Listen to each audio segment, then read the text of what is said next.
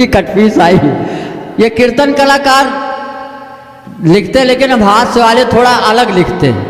हाँ, लिखते हम भी, ये कागज कलम उठा के लिखते, हम ऐसे ही लिखते। नचनिया लंदन से लाएंगे, लेकिन हमने 2 लाइनें लिखी, दादा आपके चरणों में झोंक रहा हूं, बर्दाश्त करो। कि मेहरिया लंदन से लाएंगे, रात भर घुइयां छीन।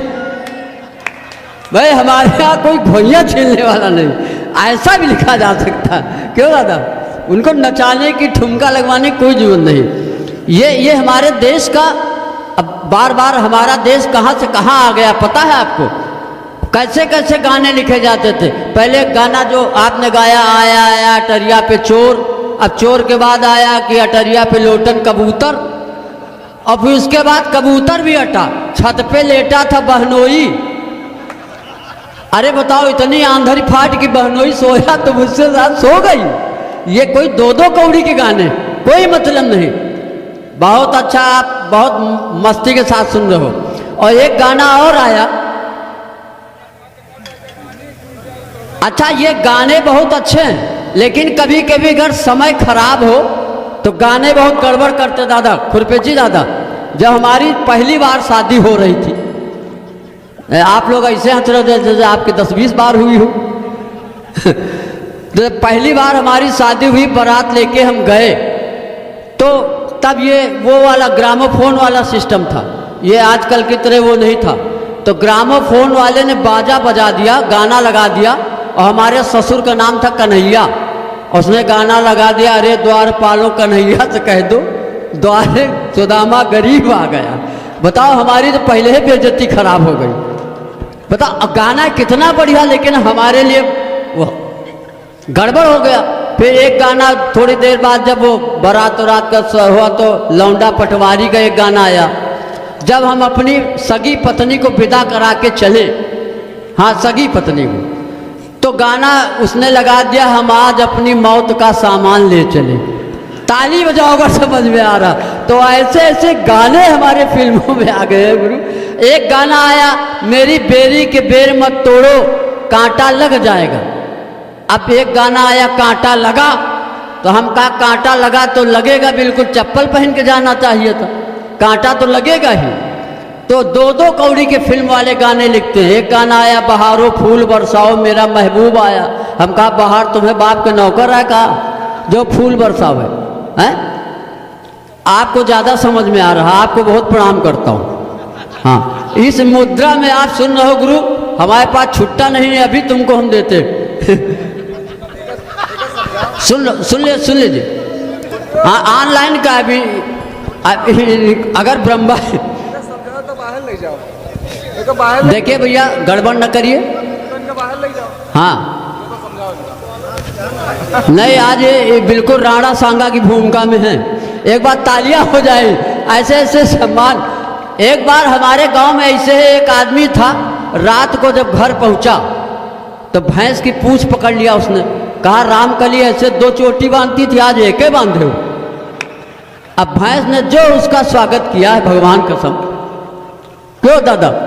खुरपेची दादा की समझ में आ गई। जब बताओ इनकी समझ में आ गई है तो आप लोग तालियां बजा दो। बहुत अच्छा। खुरपेची दादा, जब मैं कभी बाराबंकी जाता हूँ तो बहुत स्वागत करते हैं। खुरपेची दादा के घर गया, इन्होंने पनीर की सब्जी खिलाई। जो बड़े आदमी होते पनीर खिलाते, गरीब आदमी कटहले खिलाता है।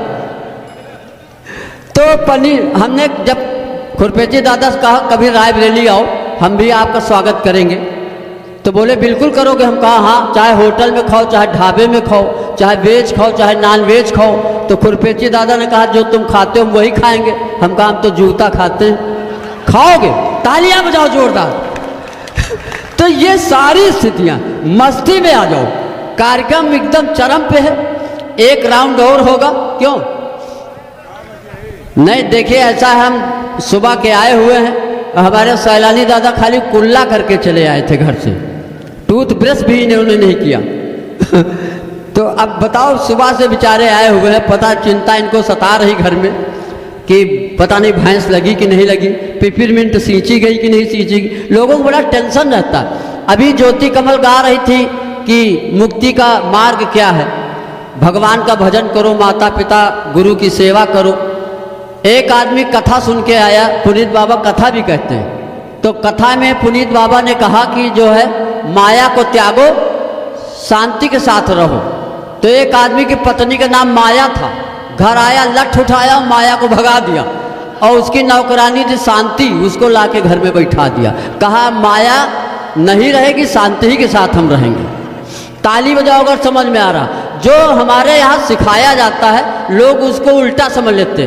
बाबा रामदेव का आप टीवी में योगा देखते होंगे, एक 90 साल के बुढ़ऊ बाबा रामदेव का टीवी में प्रोग्राम देख रहे थे, योगा, अनुलोम विलोम।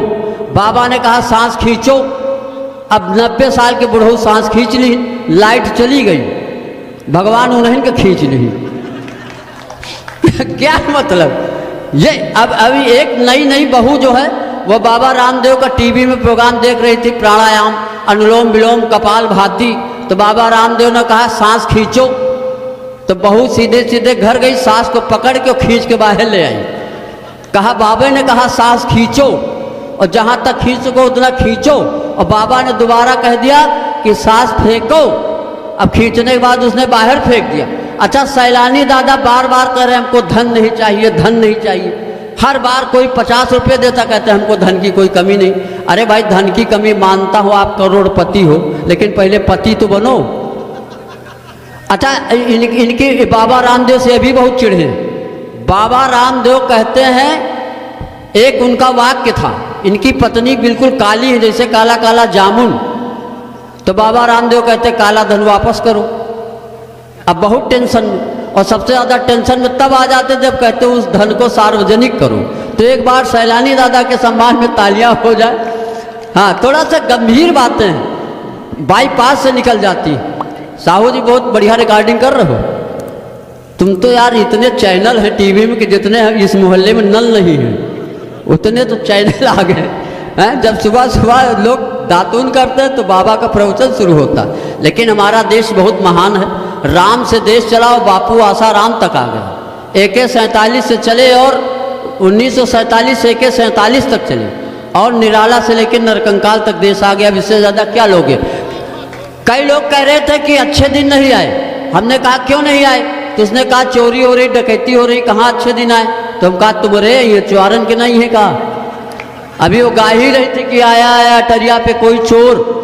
लेकिन अब इससे ज़्यादा अच्छे दिन क्या आएंगे? 100 नंबर डायल करो, पुलिस आ जाती है, 100 रुपये पकड़ा दो, चली जाती है। अब किसी के घर लोगे? तालियां बजाइए मस्ती के साथ। मैं बड़े आदर सम्मान के साथ भाई दादा सैलानी जी को बुला रहा हूँ, और चूँकि ये 5 बजे से कार्यक्रम शुरू हुआ है तो मैं चाहता हूँ एक राउंड और आप सुन लो। अगर ज़्यादा सुनने का मन है, पेपरमेंट न सीखना हो तो 6 राउंड तक चलेगा। तालियां बजा दीजिए एक बार दादा अजनबी सैलानी के सम्मान में। और दादा थोड़ा निवेदन है, थोड़ा शॉर्ट टाइम निपटाओ, बहुत लंबी लंबी कीर्तन न गाओ। एक कीर्तन कलाकार ने इतनी लंबी कीर्तन गा दिया कि एक श्रोता ही मर गया। अब वो बेचारा नहीं बर्दाश्त कर पाया, तो उस कीर्तन कलाकार के ऊपर मुकदमा चला। तो जज ने कहा तुमने इतनी लंबी कीर्तन गाई कि श्रोता मर गया, तुमको फांसी दी जाएगी, कोई अंतिम इच्छा हो तो बताओ। तो उस कीर्तन कलाकार ने कहा जज साहब वह कीर्तन आपो सुन लियो एक बार। तालियां बजाइए मस्ती के साथ। इतनी लंबी कीर्तन ना हो कि नहीं, नाम नहीं बताएंगे, नाम क्या बताएंगे। चलिए तालियां हो जाए। और मैं बड़े आदर सम्मान के साथ भाई दादा अजनबी सैलानी, नाम दादा आपको पता नहीं, आधार कार्ड दिखाओ तो जाने। हेलो हेलो जघड़ा करते रहते हैं उपहास। ये वही जब वृंदावन में पहुंचते हैं।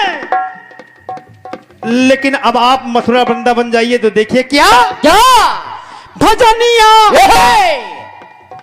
वहां वो जो लड़कियां आती हैं वो भजनिया बन के आती हैं। अच्छा, भजन गाती हैं। ऐसी चीज लाओ।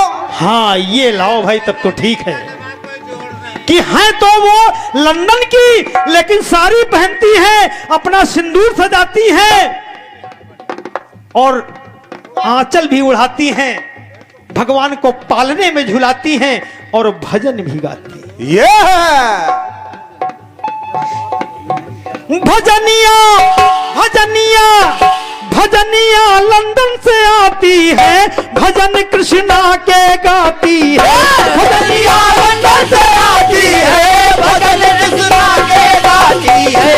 भजनिया लंदन से आती है, भजन कृष्णा के गाती है। यहाँ की तो जो है वहां का लिबास पहन रही हैं। इस तरह हाँ। देखो भैया, जिधर देखो सब लंदने वाली हो गई हैं, लेकिन जो लंदन वाली वहां आती हैं वो क्या करती है? वो सिर पर साड़ी सजाती है,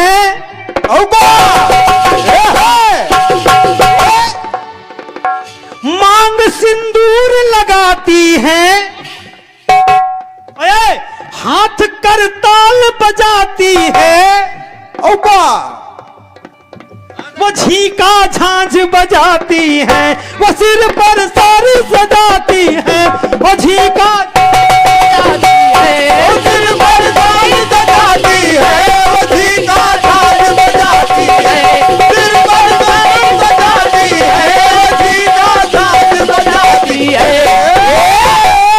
भजनिया भजनिया भजनिया भजनिया लंदन से आती है, भजन कृष्णा के गाती है।